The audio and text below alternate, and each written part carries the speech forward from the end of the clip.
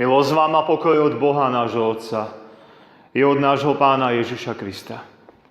Bratia a sestry, slovo Božie pre posilnenie našej viery čítame v prvom liste apoštola Petra, 2. kapitoly od 1. verša takto.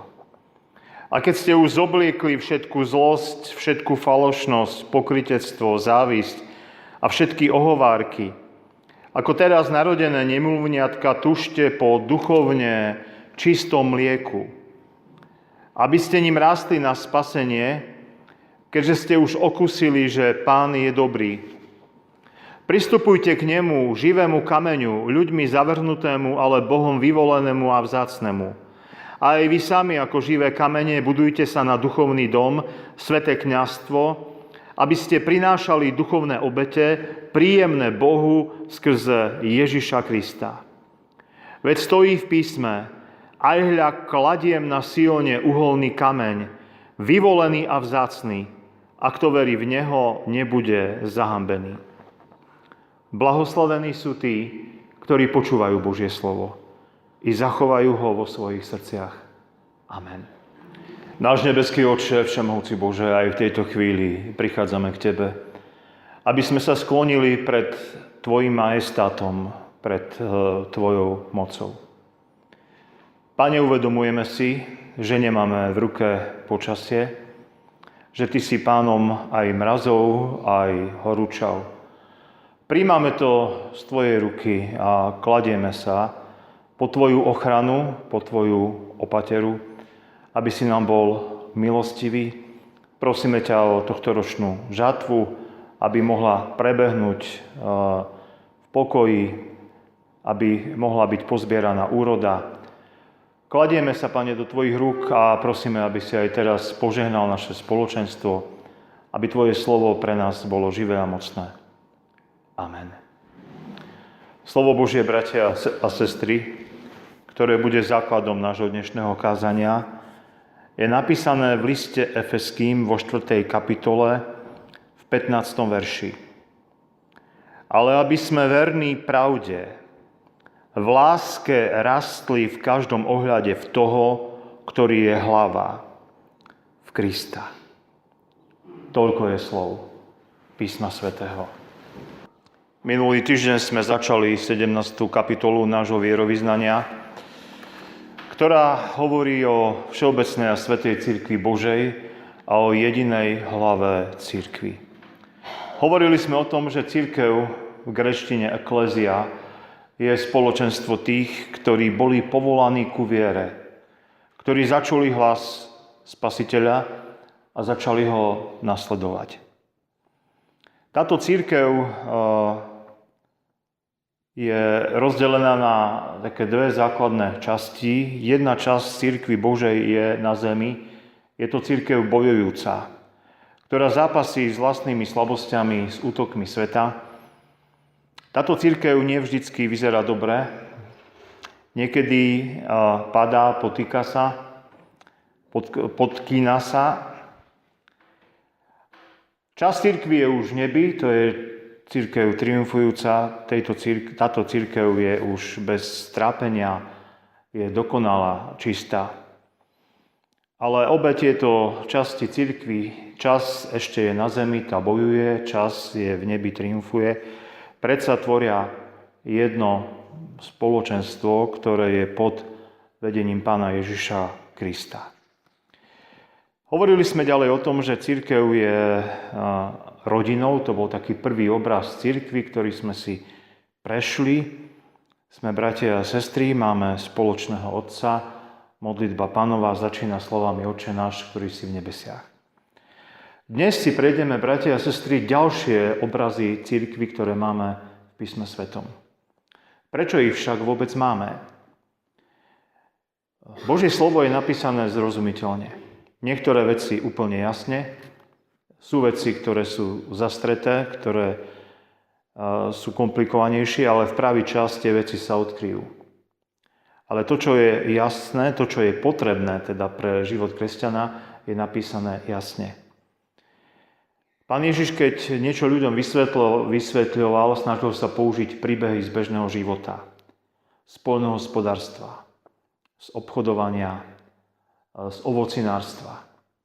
Proste používal realitu, ktorú ľudia poznali v bežnom živote na to, aby vysvetlil tú novú realitu. Niečo nové, to, čo prichádza. Aby toto ľuďom pochopiteľne znázornil a vysvetlil. Pozrime sa teda na prvý obraz cirkvi a ten prvý obraz cirkvi je obraz domu, obraz živej stavby. Čítali sme od stola Pánovho, to ako to Peter krásne opísal. Ešte raz si to pripomeňme. Pristupujte k nemu, živému kameňu, ľuďmi zavrhnutému, ale Bohom vyvolenému a vzácnemu. Aj vy sami ako živé kamene budujte sa na duchovný dom, sväté kňazstvo. Ak je teda cirkev prirovnaná ku živej stavbe, základom ktorej je Pán Ježiš, tak potom čo z toho vyplýva? Vyplýva z toho jedno, že každý člen cirkvi má rovnakú hodnotu. Každý člen cirkvi je potrebný. Keď je nejaký hotový, dokončený dom, tak každá tehla, každá kvádra už podľa toho, aký stavebný materiál bol použitý, každý má svoje miesto. Nie je tam len tak. Nie je tam navyše.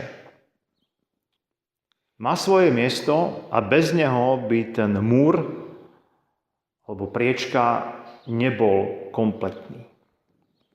Takže toto je dôležitý obraz, že kresťania spolu vytvárajú cirkev.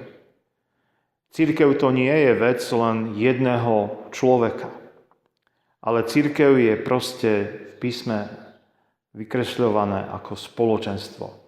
Ako niečo, kde každý má svoje miesto a každý je dôležitý. A keď sa z cirkvi vzdialí, tak proste bude chýbať. Cirkev je teda duchovná stavba, stojí na základe, ktorým je Pán Ježiš. V štvrtok sme o tom viac hovorili, že je to základ, mimo ktorý nikto iného položiť nemôže. Cirkev sa nazýva aj ako stĺp a pevnosť pravdy. Apoštol to pekne opísal v liste Titovi, v liste Timoteovi v 3. kapitole v 15. verši. Keď aj ufám, že čoskoro prídem k tebe, píšem ti toto, aby ak sa oneskorím, si vedel, ako treba obcovať v dome Božom, ktorým je cirkev živého Boha, tento stĺp a základ pravdy. Čiže Pavol píše tento list Timoteovi, aby vedel, ako má fungovať, ako sa má správať v cirkvi, ktorú opisuje ako Boží dom, dokonca používa výraz stĺp a základ pravdy. A na to potom nadväzuje naše vierovyznanie, ktoré hovorí, kým cirkev spočíva na onej skale, na Kristovi, na základe prorokov a apoštolov, dovtedy neblúdi. Nie je div, že blúdi, kedykoľvek opúšťa toho, ktorý jedine je pravda. Cirkev sa nazýva tiež pannou a nevestou Kristovou, a to jedinou a milovanou. Apoštol hovorí, pripravil som si vás, aby som vás ako čistú pannu zasnúbil jedinému mužovi Kristovi. Takže plynule sme prešli k druhému obrazu, a to je obraz cirkvi ako snúbenice. Pri snúbenici sa čaká, že bude verná svojmu snúbencovi. Dôležité je, aby cirkev neblúdila, aby neodbočovala z tých správnych ciest. Apoštol Pavol, keď pôsobil misijne v Korinte, keď tam vznikol cirkevný zbor, ktorý on spravoval, tak túto svoju prácu opísal ako zasnuby. Pripravil som si vás, aby som vás ako čistú pannu zasnúbil jedinému mužovi Kristovi. Čo znamenajú zasnuby a čo znamená sobaš? Pri zasnubách, v bežnom teda živote, sa dáva najavo, že tí dvaja sa už pevne rozhodli, že vytvoria celoživotný zväzok. Ale je tam ešte nejaký čas, ešte sa čaká na ten konečný termín, ktorým je deň sobaša, ale v tom období od zásnub po deň sobaša už vtedy sa očakáva od snúbenice, samozrejme od snúbenca vernosť. Ale vo vzťahu ku Kristovi je to tak, že Pán Ježiš je dokonalý, bezchybný, tak písmo nehovorí o tom, že by on mal byť verný, lebo on verný je. On je dokonalý, čistý, svätý, spravodlivý.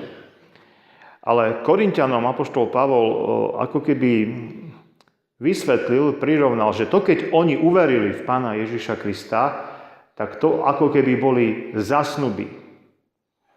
A čakajú ešte na tú bodku. Čakajú na to, kým Pán Ježiš sa nevráti. V Zjavení podľa Jána je opísané, že tá nebeská hostina, tá nebeská radosť, večnosť začína svadobnou hostinou. Na začiatku neba je, bratia a sestry, svadba baránková. Teda veľmi radosná udalosť. A keď si teda zoberieme tento obraz, čo tento obraz hovorí cirkvi? Že cirkev má byť verná Kristovi. Že má ho verne čakať. Samozrejme, na svete je pokušiteľ, ktorý tak ako zvádzal našich prarodičov Adama a Evu, takisto bude zvádzať aj cirkev, aby jednoducho nebola verná Kristovi. Aby od neho odbočila, aby ho neposlúchala, aby sa zamotala do hriechu, ponorila do hriechu, aby sa zaplietla s týmto svetom. Preto je naozaj dôležité, aby cirkev bola verná.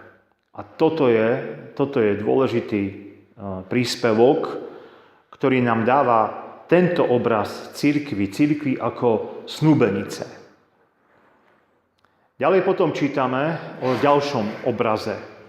U Ezechiela a Jána sa nazýva cirkev stádom oviec pod jediným pastierom Kristom. Menuje sa tiež telom Kristovým, nakoľko veriaci sú živými údmi Krista, ktorých hlavou je Kristus. Takže tu máme ďalšie dva obrazy. Pozrieme sa na ten prvý.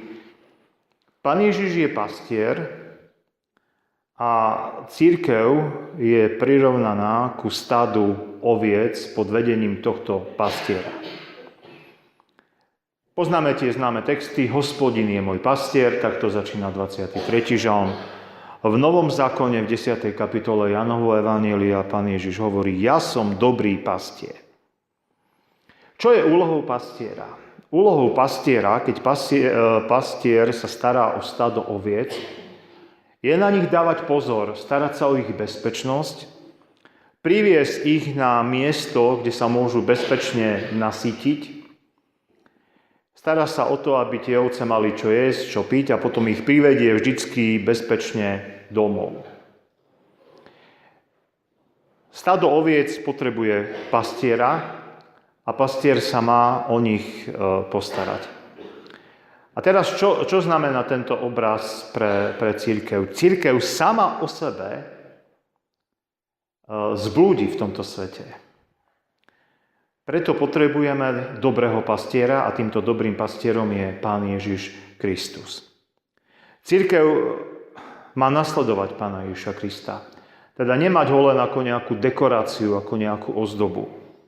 Ale cirkev má svojho pastiera nasledovať, čiže cirkev sa má riadiť tým, čo Pán Ježiš Kristus hovorí. A keď takto putujeme životom, vtedy cirkev bude aj nasýtená, bude aj chránená, bude v bezpečí. Vieme, že keď ovečka nejakým spôsobom sa oddelí od stáda, tak je oveľa menej bezpečná. Oveľa v menšom bezpečí a je ľahkým terčom pre dravé zvieratá. Môže sa stratiť, padnúť do nejakej rokliny. Takže toto je dôležitý obraz, ktorý možno nie je taký nejaký vznešený, možno ľudskému sebavedomiu, ľudskej ctižiadostivosti sa to až tak veľmi nepáči, že my sme len akoby ovce a Pán Ježiš je náš dobrý pastier. Ale tu ide o to, že človek sa ľahko nechá oklamať, ľahko sa nechá zviesť a práve my potrebujeme múdrosť Kristovu, aby on nás viedol na tie dobré miesta a nakoniec, aby nás priviedol až do nebeskej radosti a slávy. No a ten posledný obraz, štvrtý obraz, ktorý dnes si preberieme, je obraz tela, že cirkev je telo Kristovo. Vierovyznanie to formuluje takto: hlava má v tele význačnú úlohu. Z nej berie telo život, jej duch riadi všetky časti, stadiaľ prichádza pribúdanie ako i vzrast. Na tele je jediná hlava telu primeraná. Preto cirkev nemôže mať nejakej inej hlavy než Krista, lebo ako cirkev je telo duchovné, tak je treba, aby mala hlavu sebe primeranú, totiž duchovnú. A ani nemôže byť iným duchom spravovaná než Kristovým. Apoštol Pavol tiež hovorí, on je hlavou tela cirkvi, on je počiatkom, prvý zrodený z mŕtvych, aby vo všetkom mal prvé miesto. A potom na inom mieste čítame v liste Efeským, 5. kapitole, 23. verši, Kristus je hlavou cirkvi, sám spasiteľ tela. A potom ešte na jednom mieste to máme jasne povedané. Kristus je hlavou cirkvi, ktorá je jeho telom, plnosťou toho, ktorý naplňuje všetko vo všetkom. Efeským 1. kapitola, 22. a 23. verš. Tak poďme si približiť tento obraz. Čo tento obraz nám ukazuje? Oproti obrazu cirkvi ako stavbe, tam sme hovorili o tom, že každý kresťan má svoje miesto a je potrebný v cirkvi. Ale obraz tela ide ďalej a doplňa, že každý člen cirkvi má svoju špecifickú úlohu. Nie všetci v cirkvi majú robiť to isté. Každý má iné obdarovanie, každý môže prispieť niečím k tomu, aby ten celok fungoval. Zoberme si teraz ľudské telo. Zoberme si len takú drobnosť, takú drobnú čiastku nášho tela, ako je zub. Niekto by povedal, tak čo je zub oproti celému telu? Ale zub má svoju úlohu, aby sme mohli jesť, aby sme mohli tú stravu nejakým spôsobom pripraviť na trávenie. A nemusíme ani hovoriť, čo sa deje, keď nás začne zub bolieť. Len taká malá čiastka ľudského tela to je, ale keď bolí, tak ochromuje to celé telo. A máme ešte možno aj menšie súčasti ľudského tela, ktoré majú svoj význam. Ak ideme do tej sféry mikrosveta rôznych buniek a maličkých častíc, ľudské telo je stvorené veľmi úžasne, veľmi komplikovane. Vieme, že špecialisti, lekári sa venujú iba nejakej časti ľudského tela a majú čo robiť, aby tú danú časť spoznali dobre a vedeli poradiť, vedeli stanoviť diagnózu a liečbu. Čiže to ľudské telo je stvorené tak, že všetko má svoj zmysel, všetko má svoj poriadok, všetko má svoj účel. Ďalej je tu potom ten vzťah, že členovia cirkvi sú akoby telo Kristovo, pričom Kristus je hlava. Ak chceme napríklad pohnúť rukou, tak o tom nerozhoduje ruka, ale rozhoduje o tom hlava. Hlava dá pokyn ruke a ruka sa pohne. Keď to nefunguje, napríklad pri porážke, pri mozgovo-cievnej príhode, tak je to veľmi zlé. Je to veľmi vážny stav, keď človek nedokáže pohnúť rukou. Lebo tie prepojenia proste prestali fungovať. Ale nie je dobré ani to, keď sa napríklad človeku ruka začne nekontrolovateľne triasť. Nedáva hlava ten pokyn a predsa ruka sa trasie. Čiže vieme, že v tom bežnom tele je to vtedy dobré, kedy naozaj hlava, mozog riadi to celé telo. V prípade toho obrazu, v prípade cirkvi je to tak, že záleží na tom, aby každý člen cirkvi bol v takom nepoškodenom kontakte s Pánom Ježišom Kristom. A tak si nájde svoje miesto. Aby mohol plniť tú svoju úlohu, to svoje miesto v tele Kristovom.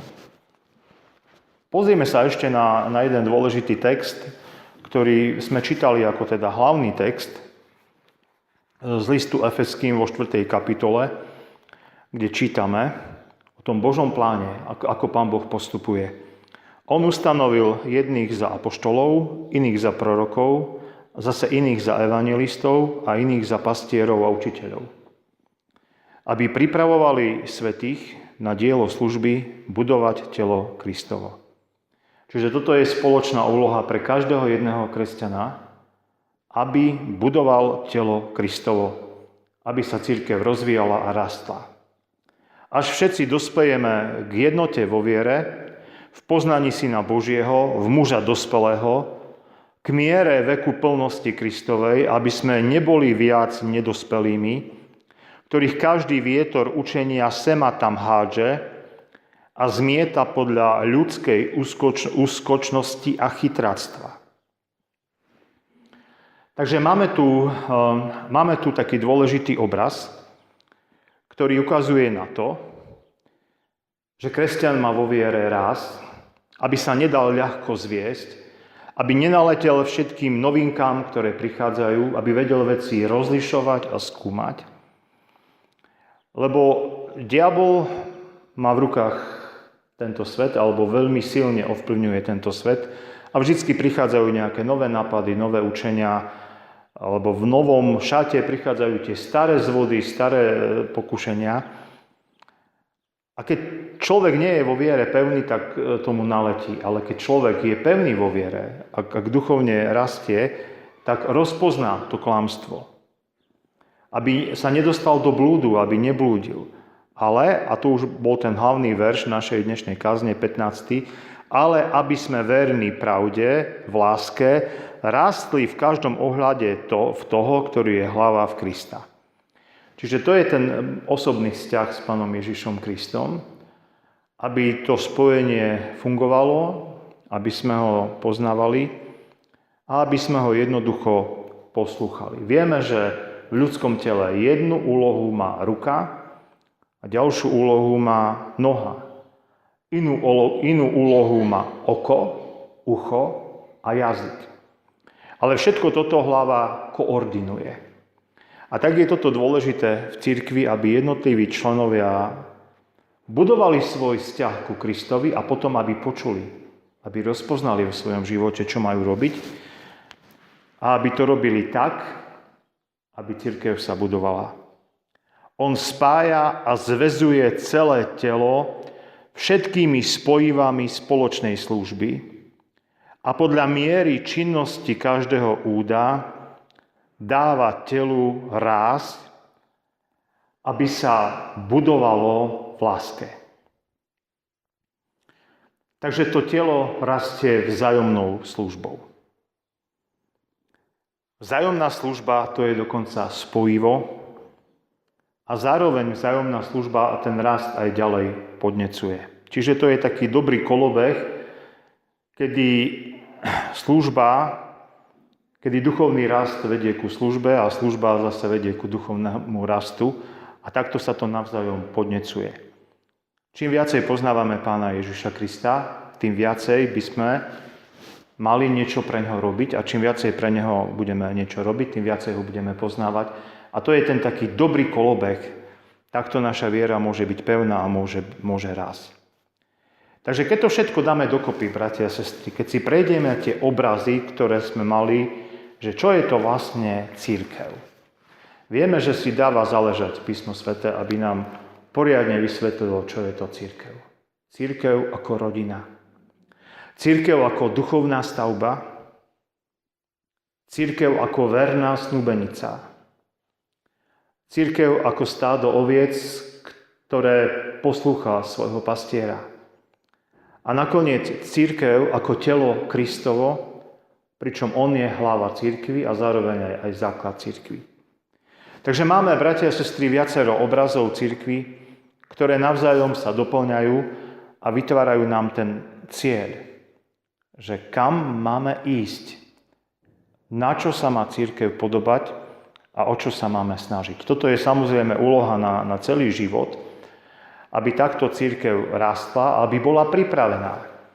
Aby bola pripravená, keď príde ten čas, keď bude stáť pred svojim snúbencom, pred svojim ženichom. Amen. Náš nebeský Otče, všemohúci Bože, chceme Ti poďakovať za to, že Ty sa o nás staráš, Ty nám dávaš, Pane, svoju múdrosť, aby sme pochopili Tvoje zámery, aby sme porozumeli aspoň čiastočne tomu, kde nás Ty chceš doviesť, aké máš predstavy, ako máme my vyzerať. Cirkev sa nemá riadiť ľudskými nápadmi, ľudskými predstavami, ale sa má riadiť Tvojim svätým slovom. A Tvoje sväté slovo kreslí nádherné obrazy, ktoré sme si prešli, tak buď nám, Pane, milostivý a pomôž nám, aby aj v našom cirkevnom zbore sme tieto obrazy, tieto prirovnania naplňali. Amen. Otče náš, ktorý si v nebesiach, posväť sa meno Tvoje, príď kráľovstvo Tvoje, buď vôľa Tvoja, ako v nebi, tak i na zemi. Chlieb náš každodenný daj nám dnes a odpusť nám viny naše, ako aj my odpúšťame viníkom svojim. I neuvôď nás do pokušenia, ale zbav nás od zlého, lebo Tvoje je kráľovstvo, i moc, i sláva, až na veky. Amen. A príjmime požehnanie. Milosť nášho Pána Ježiša Krista, láska Božia a účasť Ducha Svätého nech zostáva s nami všetkými až na veky. Amen.